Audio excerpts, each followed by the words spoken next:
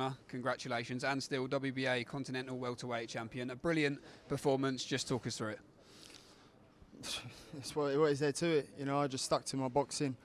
Was hitting him with some hard shots. He's a tough guy. Just went 12 rounds with Sean Porter, and I think I beat him more convincingly. You know, I didn't lose a round, and you know, it was an okay night's work. Great hand speed, great variety, shooting the jab from the hip, some lovely work on the inside as well. You made it so uncomfortable for him in there from the opening bell and never allowed him to get going. Nah, do you know what? I've had harder spars than that. Not being funny. I've had hard spars. You know, I've been sparring with middleweights, super middleweights. Been doing, you know, I have to get 3 middleweights in with me sparring. In 18-ounce gloves I wear. While they're wearing 14s, I wear 18s. So, you know, when it comes down to punching power, if I ain't going to bang them out, I'll wear them down. Formella, as you touched on there, was coming into this fight having gone the distance with Sean Porter. It was always going to be difficult, wasn't it, to get him out of there. Credit to him. He was very tough and he showed he had a great chin tonight.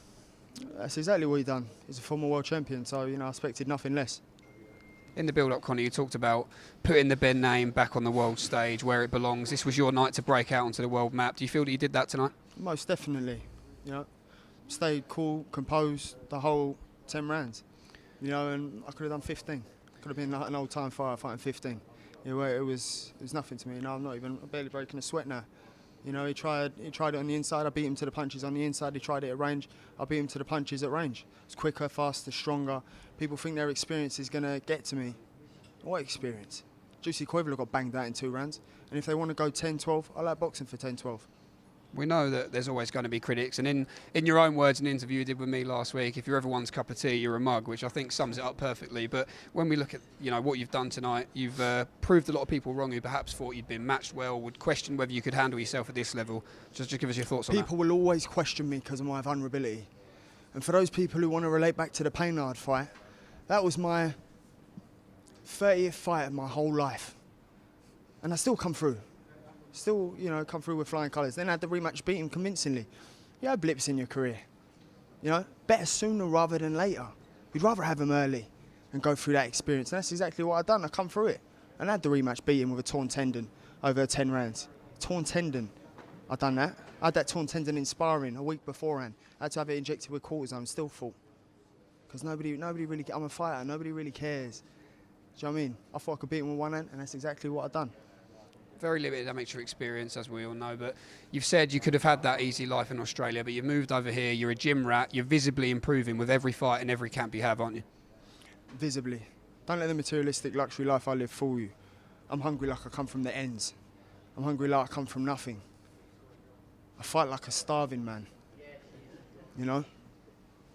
You don't need to come from poverty. You don't have to come from having nothing to be a great fighter. You don't. In fact, I live a great life. I have such a blessed life. I ain't struggling.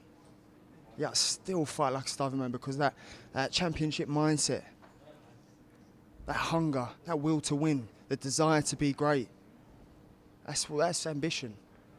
Don't let anyone say you can't achieve anything from whatever walk of life you come from. You can do it with anything, from anything. Outside of the ring, you've got a baby on the way. Tonight, inside the ring, you took a big step forward in your career. Avanish and Kelly looking like it's going to happen early next year. The likes of Chris Congo. Eyes on more titles. What's next for you now, Conor? I've just beat number 23 in the world. Former IBO world champion. I'm pushing on. Only domestic I'm interested in. The only domestic that the public keep talking about. Not Instagram. Not Twitter. Not Facebook. The general public is the Josh Kelly fight. That's the only fight I'm interested in. If not, get me Samuel Vargas. If not, get me Adrian Granados. If not, get me some of these top Yanks. I'll have a bit of them.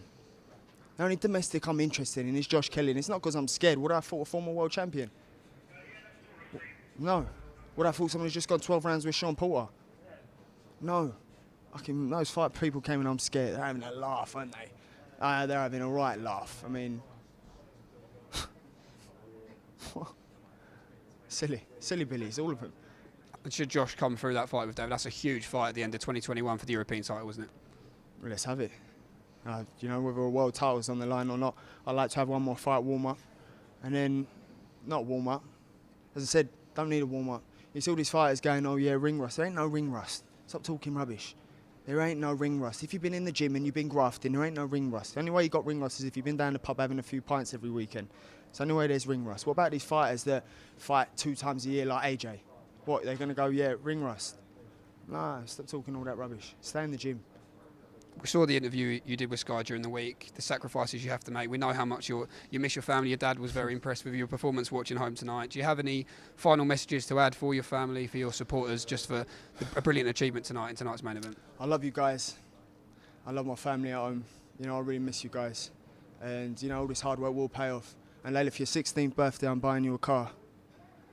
I'm going to set you a budget, but I'm going to get you a nice car. Don't push it, though. You know, maybe like... No, nothing too fancy, but I'm going to get you a nice car for your 16th birthday. I love you, Layla.